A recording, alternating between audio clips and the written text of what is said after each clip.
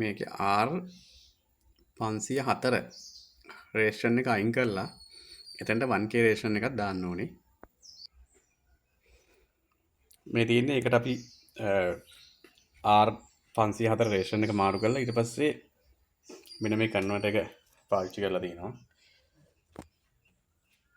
මේක 51 to 60 pin to 651 pin converter එක. ඊට පස්සේ මෙතන ground එක අරන් තියෙනවා මෙතනින්. ඊළඟට මෙන්න මෙතනින් 12 volts එක ගන්නවා panel VCC එක. ඊට පස්සේ මේක සම්බන්ධ කරලා අපි බලමු මේක කරන්නේ කොහොමද කියලා. මේකට අපි තව කන්වර්ටර් එකක් තියෙනවා මේ ඩිවිෂන් කාඩ් එකත් එක්ක ආපු එකක්. මම අද ඒකත් ගහලා පෙන්නන්නම්.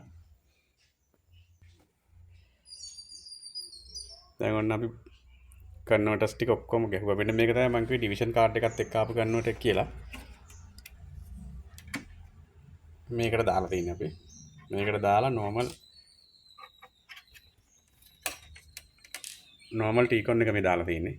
N1D 4K N1D එක.